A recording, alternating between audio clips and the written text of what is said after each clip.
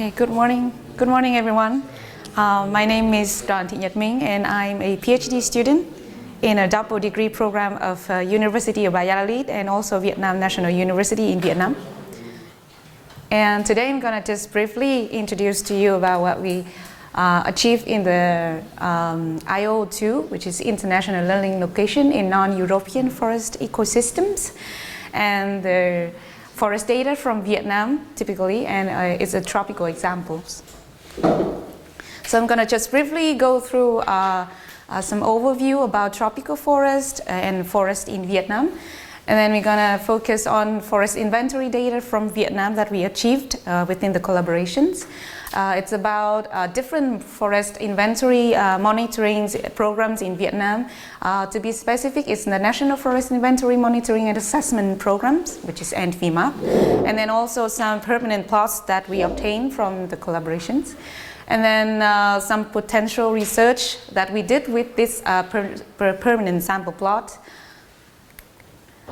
So we all know that the tropical forest, the forest occurs in four main climatic domains, which is boreal, temperate, subtropical, and tropicals. And together they cover around 30% of the world land surface. But this area is decreasing recently, and mostly, particularly in the tropics area. And so the tropical forest cover around only 7% of the Earth's of the world land surface, but they are home for like 2/3 of the flora and fauna of the world. And the tropicals are mainly situated in the central and the south of America, and the west and the center of Africa. The Western India, and also, of course, Southeast Asia, Papua New Guinea, Iceland, and also Australia. And you can see here is Vietnam. Here is Vietnam. Vietnam, and it has tropical rainforest and also tropical monsoon. So Southeast Asia, as you can see here, just to be more specific, Vietnam, a small country in the Southeast Asia. And so just a quick glance at our country, which is Vietnam. It's located in Southeast Asia, of course, and it has monsoon climates. So in the north we have 4 seasons: winter, summer, spring, autumn. Winter, summer, spring, autumn. Yes, and then in the south. We have only rainy and dry seasons. The total land mass is 33 million hectares, which is 3/3 are hills and mountainous area. And the population in 2021 is 97.47 million, which is 60%. They lived in the rural areas, and they rely on the agricultural cultivations and also forest living.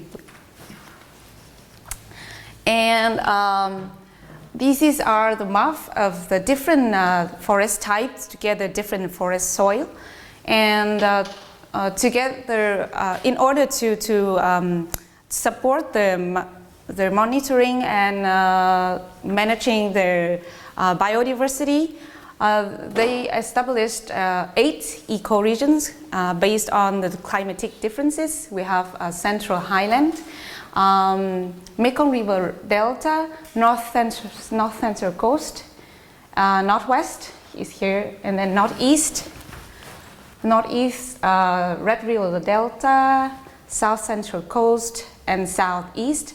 And the permanent plots that was provided by Forest Inventory and Planning Institutes, mainly situated in the north of Vietnam, including Northwest, Northeast, and Red River Delta.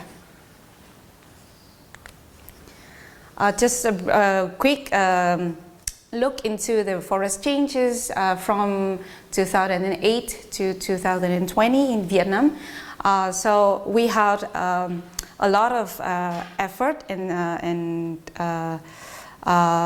it to support the forest protections, and it reduced 70% from 2011 to 2015.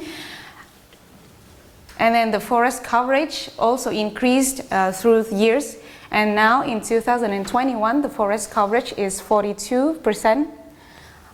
We also see here different data from different ecoregions. Is the forest coverage in different ecoregions. So to be more concentrate in the northwest, northeast, and Red River Delta that we will concentrate in because the data is from that regions. We have 47% forest coverage in the northwest, and in northeast we have 56% of coverage. But of course in Red River Delta, where mostly is big cities, which is Hanoi and other big cities, only 6% of the forest coverage. And then in Vietnam, we, according to the usage purpose, we divided the forest area into 3 different categories. We have special use forest, mainly used for nature preservation, genetic resources of forest organisms. They are national park, natural reserves, for about 15%. And then we have protection forest, mainly used to protect the land, to protect the water resources, protect the soil, national defense, security, and it's about 33%. And the most areas is the production forest, used for the provision of forest products, combined forestry and agricultures, and fishery productions for ecotourism, leisures and recreational activities is about 53%.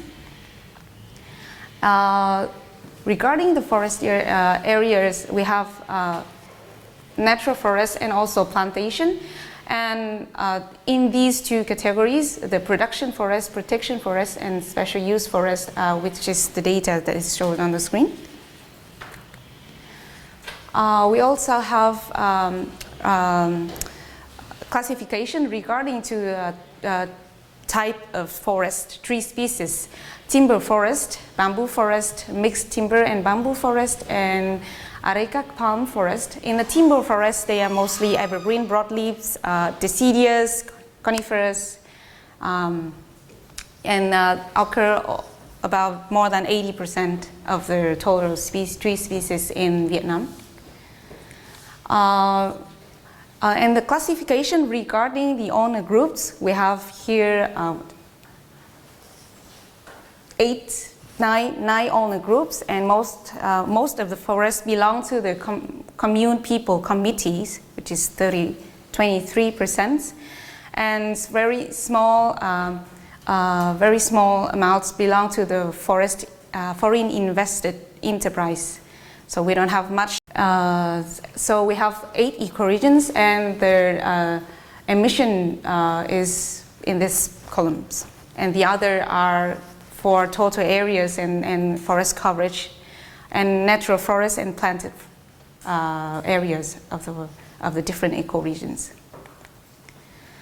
So we have several forest monitoring programs in Vietnam, but we mainly focused on this. This is actually the national inventory programs in Vietnam, and the others are to support these programs. The first one is General Forest Inventory and Statistics Program, which is quite new for us. It's conducted periodically, and it's generate the forest cover map for different forest owners. As you see that we have 9 group of forest owners, and some previous cycle for the state forest owner only, because in the past we only have the forest is only managed by the state, and now is recently the current cycle is for own forest owners, which is 9 forest owner. And the current cycle has 2 main steps. We have forest inventory steps, Here the forest cover maps are generated using different remote sensing data, including Spot 5 and also Landsat and ALOS. And the forest statistics steps is to, from the forest cover maps, are overlaid with the forest owner maps and then printed out and sent to the, different owners for checking and then updating, and then together gather the forest statistics map.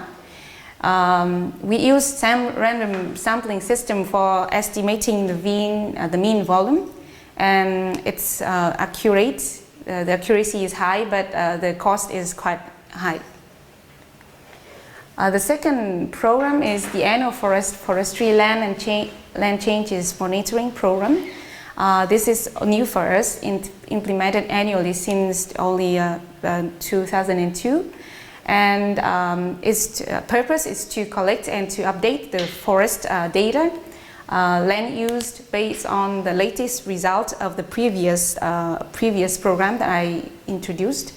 And the changes in areas are divided by different causes like illegal logging, forest fire, pest and disease, land use changes, or afforestation. And the area data mostly not map-based. The data for structure, quality, health are not collected in this program, but in the other program, which is NFI-MAP. So this is the program that we are focusing, the National Forest Inventory Monitoring and Assessment Program. It's implemented since 1990 with the 5-year cycles and carried out by the Forest Inventory and Planning Institutes under the Ministry of Agriculture and Rural Development and Rural Area. 5 cycle has been completed. We're missing here 1 cycle, which is cycle 5, but after 2015 we redo again the new cycle. The 2 main components, of course, forest cover map generations based on different land remote sensing image, Spot 5, Landsat and ALOS, and forest inventory. They establish different sample plots, cluster plot system, and also permanent sample plots. And the outputs is, of course, the forest cover map for the whole country to manage the forest change. The mean volume, others informations, including the biodiversities and the micro habitats, social economies, insects and pests. And in these programs, we have 2 types of data, but the data was provided from FIPI within the collaborations is the permanent sample plot designs, permanent sample plots, and this is the design. We have each permanent sample plot is 1 hectare, which is 100 hectare. And in total of the whole country, we have 205 PSP. Permanent sample plots is PSP. And it's in the shape of square. And then in each PSP, they established 3 research plots called sub-PSP, which is 1 hectare plot. It's similar to martelloscope, where we measure all different trees. When we measured all trees with diameter greater than 6 centimeters, and they also identified 3 species, 3 locations. Total height is measured also, but only for the quadrats with the odd ID, which is like the quadrats in the green colors, and also tree quality, of course. But in other programs, we don't measure tree qualities. And this just an example of the permanent plots number 11. We have here different forest status, whether it's rich, poor, mediums, on rocky mountains, sandy, or no forested area, or only for a residential area. And then 3 locations in each research plot. And in this, the data that we obtain, we are trying to to research, to do a potential study, which is application of machine learning models in biomass classification for mixed evergreen broadleaves forest in Vietnam. Only mixed evergreen broadleaves because VP provided only the evergreen broadleaves plots. And the objective of this research is to get an insight on the above ground biomass distribution and the classification in mixed evergreen broadleaves based on different image remote sensing data and also ground data using machine learning and yes. And a simplified workflow that we have for this research. First, we have the above ground biomass. Of course, it's extracted and calculated from the ground data that we have, permanent sample plots, and also macroscopes that Professor Reike introduced before that we have in the previous project called BioEcon. And we have remote sensing data where we extract different indices, including live path cover, the band only 10 meter, 2, 3, 4, and 8 band, and DVI and Curry and S2 rep. With different classes of above ground biomass, these are the features and labels. Together we put it in the process. Machine learning, we divide it into different data sets, training, validation, and testing. And then after the process of hyperparameter selections, we have, and also optimization, we have models where later we will try to generate a forest above ground classification map. So these are the permanent plots that we have provided from the VP. In different ecoregions, of course, we have two in the northeast, 2 in the northwest, and we have macroscope here also representing Red River Delta ecoregions. This is macroscope already Professor Ricky already introduced from previous projects. We have because as I introduced before, they only measure the total height for the quadrants with the odd ID, so we have to calculate from regressions the heights from other quadrants. And these are the models, the formal models that we used, and also optimal models that we obtained for different sub-PSP regarding the height and diameter relationship to calculate the height. Then we calculate the biomass from these ground data using different allometric equations obtained from different researches. Regarding the remote sensing data, we choose Sentinel-2 compared to other because Sentinel-2 carried more red bands than the other, which is more sensitive to vegetation growth. So that's why we choose Sentinel-2. And in Sentinel-2, we choose 4 bands with 10 meter resolution. Other bands will be resized into 10 meter using different software ArcGIS or and also calculate different indices. All of these will be together in the process, the machine learning, the modeling process. We have here interpolation map of the above ground biomass, and of course together with the indices, here we're gonna try to build a models and then try to select a best model for forest above ground biomass classification based on the remote sensing data. And in the process we have 6 algorithm or 6 models: logistic regression, support vector machine, linear discrimination analysis, decision tree, random forest, and also K nearest neighbor.